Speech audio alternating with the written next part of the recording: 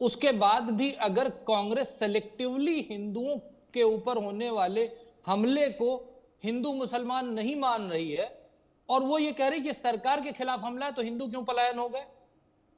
कांग्रेस के दूसरा राशि दलवी जी ने कहा कि अगर ये वक्फ बिल नहीं लाया गया होता तो मुर्शिदाबाद नहीं होता। मतलब ये तो सीधे सीधे आर्म ट्विस्टिंग और धमकी देने की बात कर रहे हैं कि चूक वक्फ बिल लाए इसलिए दंगा हुआ। तो राशि दलवी जिस तरीके से कंफ्यूज स्टेटमेंट दो दे के गए, उसी से पता चलता है कि कांग्रेस कितनी कंफ्यूज पार्टी है और तुष्टीकरण की वजह से उसने आंखें बंद कर रखी है।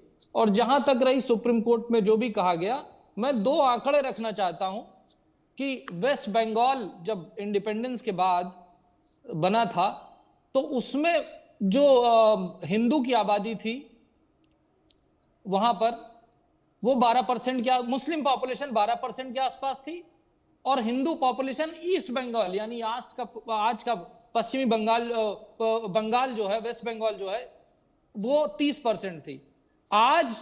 और ये आंकड़े 2011 के बता रहे हैं, वेस्ट बंगाल की पॉपुलेशन इंक्रीज हो गई मुस्लिम की लगभग 27%। कुछ जगहों पर जैसे मुर्शिदाबाद में वो पॉपुलेशन 63% के आसपास हो गई है और वहीं पर बांग्लादेश को देखिए, वो पॉपुलेशन हिंदुओं की घट करके 8% हो रही गई है। एक तरह से ये कहें कि सेलेक्टिवली हिंदुओं का नरसंहार कहें, माइग्रेशन कहें, बाइकॉट कहें, उनको वहां नहीं रहने दिया जा रहा। सुप्रीम कोर्ट ने कहा कि वो करेंगे, पर ना वो जम्मू कश्मीर में रोक पाए, ना वो वेस्ट बंगाल में रोक पाए, ना वो, ऐसे बहुत सारे एग्जाम्पल हैं जहां से हिंदू माइग्रेट कर रहे हैं, ठीक है, और वो अपनी जगह को छोड़ रहे हैं। तो इस बात पर आंखें बंद कर लेना कि ये पॉपुलेशन एक्चुअली हिंदू मुसलमान की नहीं है, तो ये मुझे लगता है कि ये एक तरह से गलत है, छलावा है।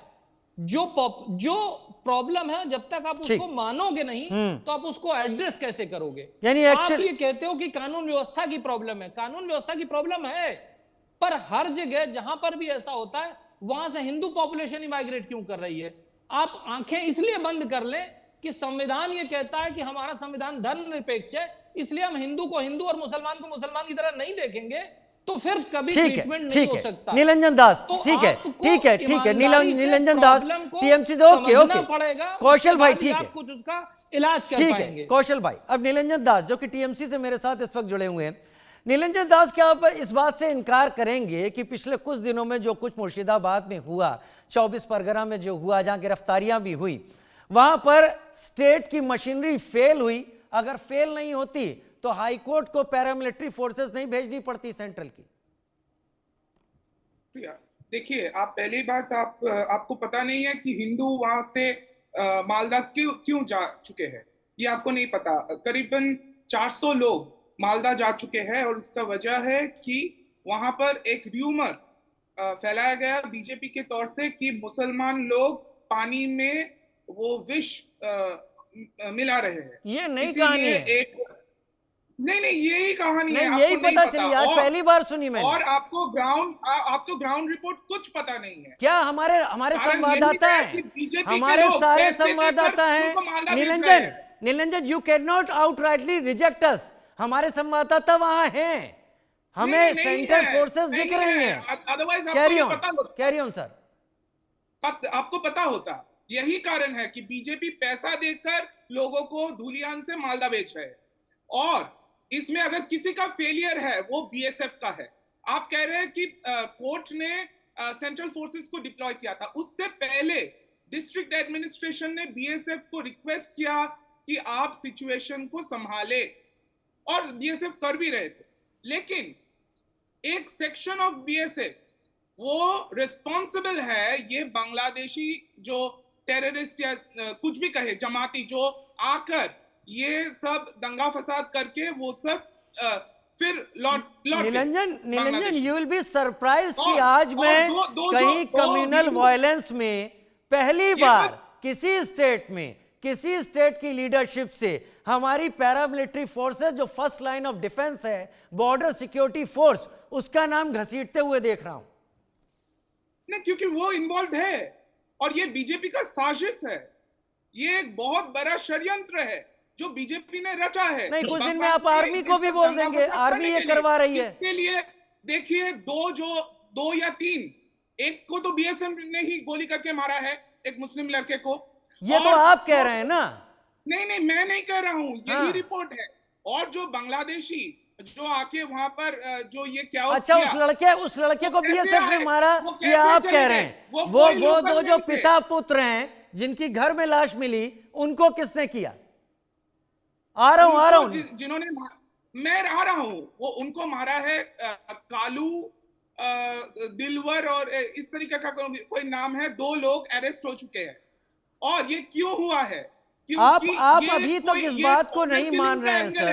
लेट मी टेल यू, ये ऑनर किलिंग का मामला है। नहीं, आप उलझा रहे हैं। अब आप सारी चीजें उलझा रहे हैं। ये मुर्शिदाबाद में जो हो गया, ये सब कुछ हो गया। मैं आ रहा हूं। सुमित पीर मेरे साथ। नहीं, अभी सुमित पीर को लाता हूं। नहीं, मैं आपको काट नहीं रहा हूं, बट आप कंफ्यूज कर रहे हैं।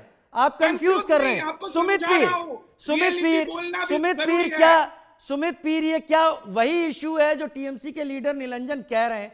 क्या बीएसएफ इन्वॉल्व है इन सारी चीजों में?